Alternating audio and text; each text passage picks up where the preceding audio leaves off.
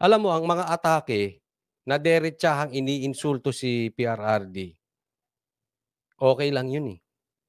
Yung tatawaging Mangkanor, yang mga ganyan, okey lang yan. Hindi po nakakatakot yan, kasi halata, eh, halata. Ang nakakatakot, yung kunwari pupurihin si PRRD, tapos pahihinain. Meron mga kunwari, alam mo style ng mga tanso yan, eh. Kunwari papasok sa channel na ito, magko-comment sila ng papuri kay Coach Oli or kay PRRD, pero yung laman ng komentaryo nilang mahaba, babanatan na si PRRD. Gano'n ang mga style. Kasi kung babanatan mo ng diretsahan, maba-block ka. Kung babanatan mo ng diretsahan si PRRD, halata, maa-identify ka agad.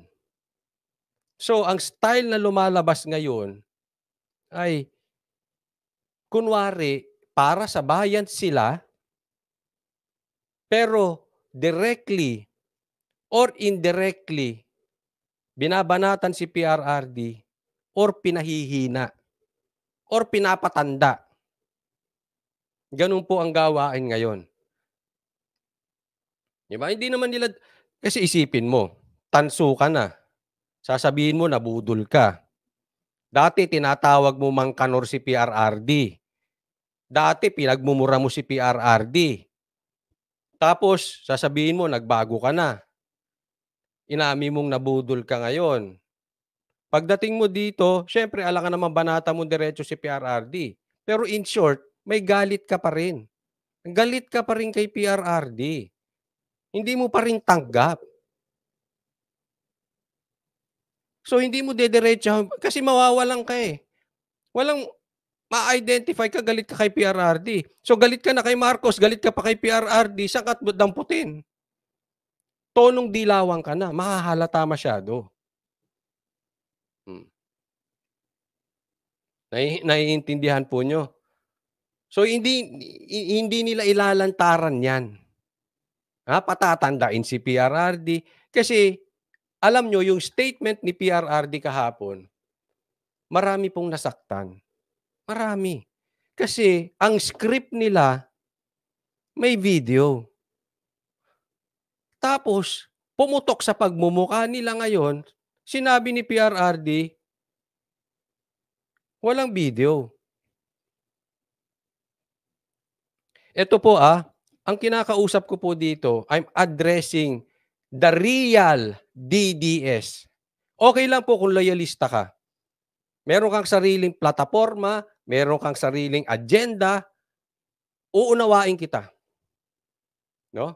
But I'm addressing the DDS here.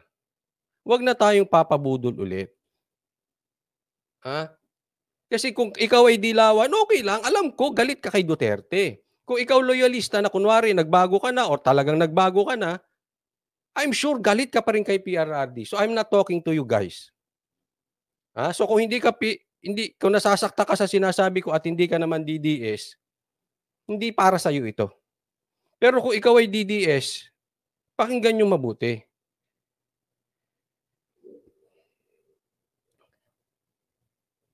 Maraming nasaktan po sa sinabi ni PRRD. All along, yaan po ang narrative nila, yung video.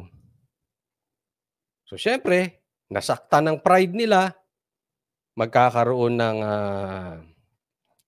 isi-save nila yung kanilang pagmumukha,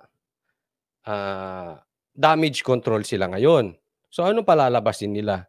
Strategy lang 'yan, ilalabas din 'yan, ipatawag sa Senado,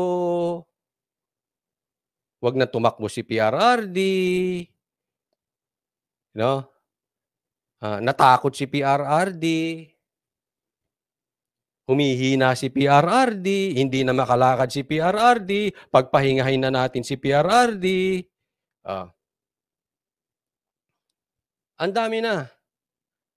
But then again, mag-iingat po tayo kasi yung atake na kunwari concern kay PRRD, yan ang nakakatakot. Hindi yung derechahan. Kasi nga sabi dito, 'di ba? Hindi naman kaila kasi sinabi ni PRRD weak, nagko-coke sa jet plane, nag sa yate, et cetera, et cetera. Eh, 'di ba matagal ng issue 'yan? Inaraw-araw nga natin 'yan sa live natin, eh, matagal ng issue. Tanong, nakikinig ba kayo? Tanong, nakinig ba yung mga vloggers? Nakinig ba sila? 'Di ba hindi? So ngayon ang gagawin, ire-recycle, ano pa bang kailangan niyo? May video pa, ire-recycle yung issue. So ang gano'n na nangyayari, i-recycle ng i-recycle. Ngayon nawawala tayo. Ang tanungin ninyo yung Congress, yung bigas, do'n tayo mag-focus. Sa bigas, na ₱20. O katulad nito may nagsasabi, na wala angas ni PRRD. Norberto, tanungin kita, DDS ka ba? Siyempre sasabihin niyan, oo, oo, kaya lang kasi ganito, ganito.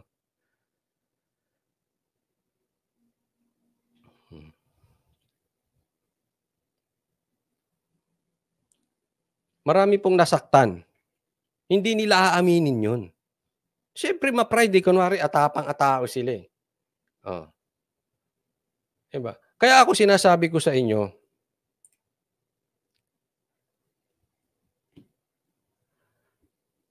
lagi kayong manghihingi ng ebidensya kung merong scoop, merong pasabog, merong breaking news ang isang vlogger. Ako pa yan. Huwag kayong maniniwala sa akin sa breaking news. Ako, si Banat Bay o si Boss Dada TV, kahit sino huwag kayong maniniwala. Ang hihingi ninyo, ebidensya. At pag nagalit at nagtanong kayo ng ebidensya, peke yan. Huwag kayong basta naniniwala. Lahat lagi nating hihingi ng ebidensya. Tingnan nyo. Sasabihin nila, nabudol sila. Yung mga vloggers, nabudol sila. Tapos dinala nila ang milyong-milyong nabudol din. Kung kayo, hiningan nyo ng ebidensya, bakit mo ikinakampanya yung tao na yan? Hiningin mo ng ebidensya, hindi mabubudol. Walang ilalabas na ibubudol, eh. Anong nagawa mo sa Ilocos? Oh, ganun lang, eh. Sinasabi nyo magkaisa. Ano na ang pinagkaisa mong malaking bagay?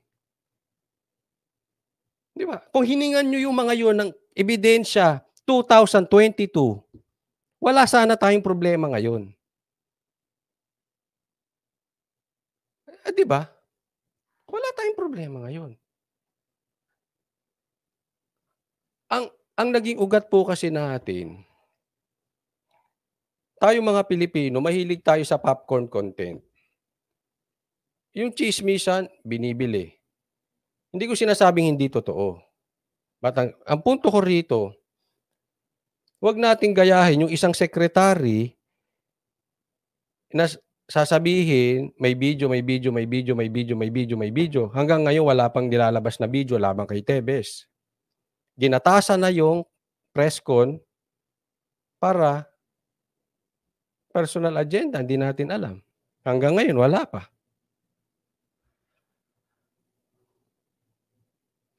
Ipapakita ko ngayon sa inyo itong video na ito, ha? Dito, marami ding sumama ang loob. Ito po, hindi ko na siya nakat. Ito yung interview kahapon, no? Pero pakinggan na lang natin kasi ito ay nakita ko kay Pilipinas News. Subscribe po kayo sa kanya. Doon ko napansin to, ha? Dito maraming nagtampo kay PRRD, eh. Pakinggan natin. It's about time that the Nay Masud nga second generation na. Matanda na kami, ako wala na. So, ayoko ko yung mga anak ko about in Inday. Siguro si Inday ang sa among pamilya ang magdala si Inday. Ay alam mo Hindi ko alam kung magustuhan niyo ito o hindi. Kung sabihin ko sa inyo, pero huwag naman ninyo sabihin para do not create unnecessary. Si Baste ayaw talaga. Ayaw. Ayaw niya. Gusto siya tahimik na buhay lang. So, para bang hindi naman ako yung mayaman dito, hindi naman ito negosyo, bakit ako magpatiis dito? It takes a lot of my time, and instead of doing business, he has to take care of public services. Ayaw ko si Pulong. Pulong hindi ko mabasa, but si Inday probably has baka gusto pa ni Inday manuntok, hayaan mo muna siya doon sa Maynila. Pero ako, I'm tired of politics. Ayoko na. Count me out. Yan. Mayor, ayoko pa. Yun. So, yung maliwanag po, count me out. Alam nyo, nung sinabi po ni Isko na hindi siya tatakbo at magre-retire na siya sa politika dahil focusan niya yung family niya, sumama ang loob ko, pero nirespeto ko siya. Kasi para sa akin, family first. Nagkamali ako dyan. No amount of money, no amount of work, no amount of success or career na dapat isakripisyo ang family. So, naintindihan ko si Isko. Bagamat gusto ko siyang tumakbo ulit, and I hope tumakbo siya ulit, pero unawain ko siya kung ayaw na niya. Dahil, syempre nga, pamilya. Same thing dito kay PRRD. Sabi niya, count me out. Ayaw na niya, so marami nagsasabi, pagod na daw siya. Nirerespeto ko yan. No? Gaya nga ng sabi ko sa inyo, again, I'm addressing sa mga DDS. Kung loyalista ka po, bahala ka po kung anong gusto mong pakinggan. Pero I'm addressing the DDS. Irespeto natin si PRRD. Bagamat gusto ko siyang tumakbo, pero kung hindi na siya talaga tatakbo, okay lang. Kaya lang, wag naman na nating insultuhin yung mama. Kasi maraming nagsasabi, parang takot si PRRD. Kung ayaw niyong tumakbo, huwag niyong palabasin na nag-iba ng tono si PRRD. Kasi yun ang nagpanting sa tenga ko.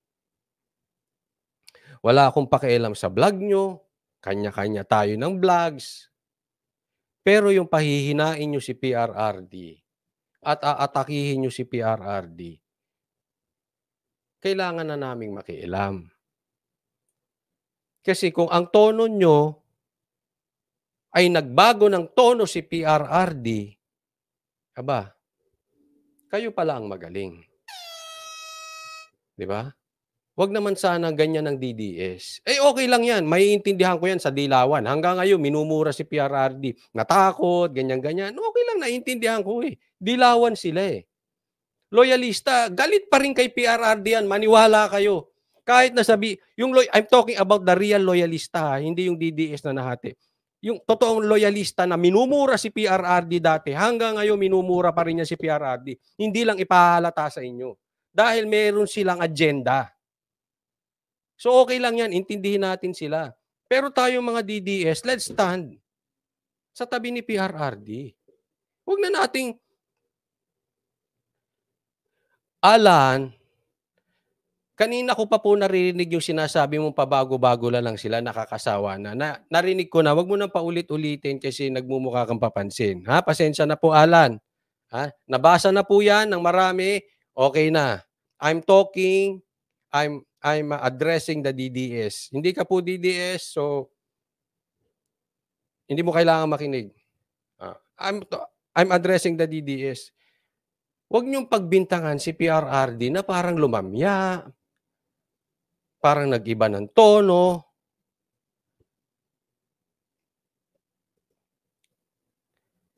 Bakit kailangan kita, saglit ito si Alan, bakit kailangan kitang i-block? Ba't hindi ka na lang umalis? Di ba? Ayaw mo pala eh. Kasi ikaw, halata ka. Halata ang tanso ka eh. Kung hindi ka duwag, umakyat ka rito. Nasa Hong Kong ako. Nasa Japan. Oh. Eh, 'di ba? Ano ka eh. Papansin ka eh. Sino ka ba diyan sa pamilya mong 'yan? Oh. Eh, oo na, okey na. Naiintindihan ko na sasad ka. Ang tanong ko sa'yo, DDS ka ba, Alan? Ah. DDS ka ba?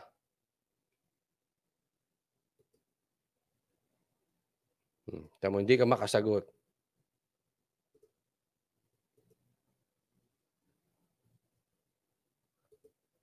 Eh, alam mo 'yan ang mahirap sa mga kasi maraming papasukan po tayo. Oh, sabi niya super duper DDS.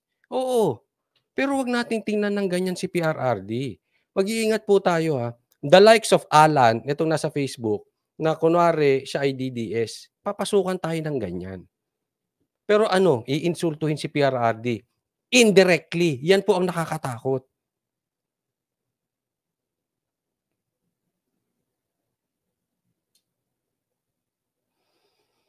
Ngayon, Coach Ollie, bakit gano'n si PRRD?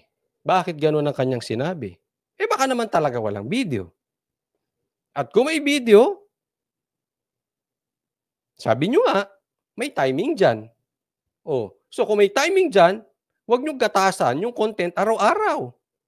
Antayin natin kung kailan magsasalita si PRRD. Kasi si PRRD sinabi hindi siya tatakbo tapos tumakbo. Oh, kung kayo'y talagang DDS, yung queue ninyo para kang sundalo dapat, eh. Ang yung queue mo nandun sa leader mo. Sabi niya hindi siya tatakbo, 'di so be it. 'Pag sinabi niyang tatakbo siya, 'di saka natin i-promote. But for the meantime, 'wag nating insultuhin. Kasi yung iba iniinsulto, pinahihina. Ay nag-iba na ng tono, mahina na si PRRD, matanda na, hindi na makalakad. 'Wag po gano'n. Tatandaan niyo, ang politics wala sa kabataan lang. Yes, may advantage ang bata, pero may advantage din ang matanda.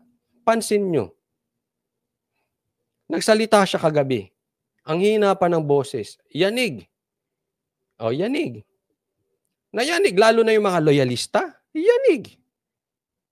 Pumutok sa kanila yung pinagkakalat nilang video, wala naman pala. Kaya nga sinasabi ko,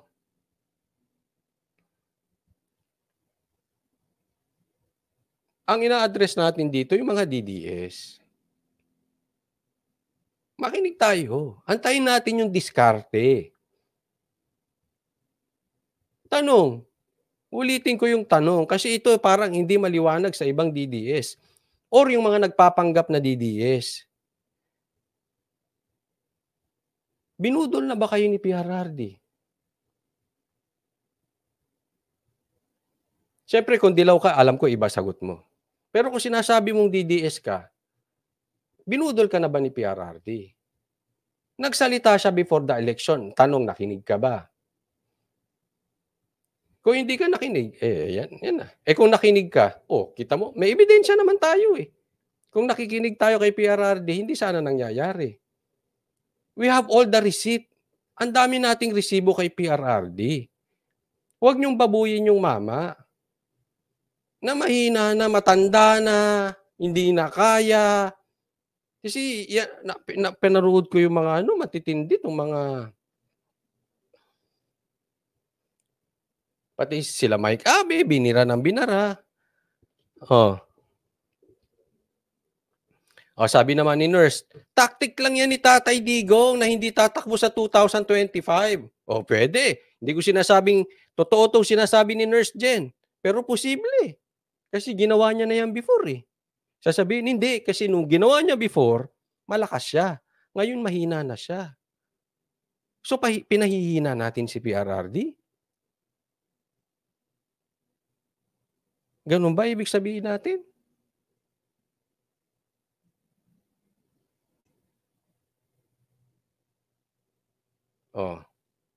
Tapos sabi ni Florencio, ganito mag-isip ang DDS. Style niya yan.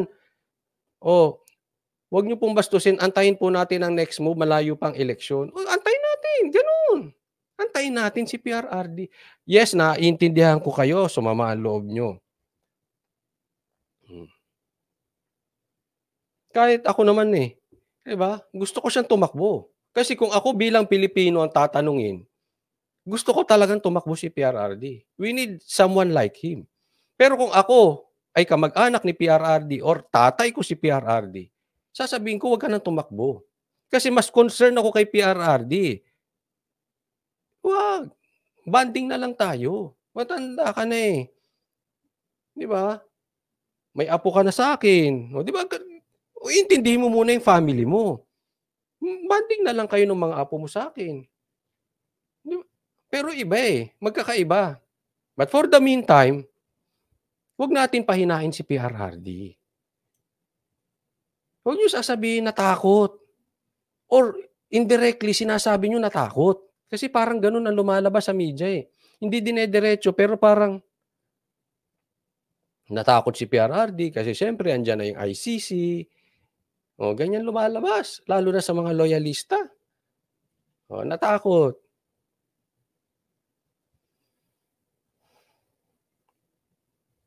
So, siyempre makikipag-deal yan sa gobyerno, yan ang litanya nila ngayon. So, meron na naman silang bagong popcorn content. Pag tinanong mo yung ebidensya, magagalit.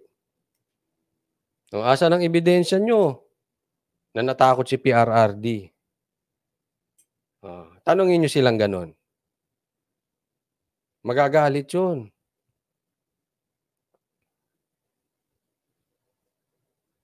Lisa Fem, hindi natakot si PRRD. Ngayon pa ba? Oo. Ngayon pa ba?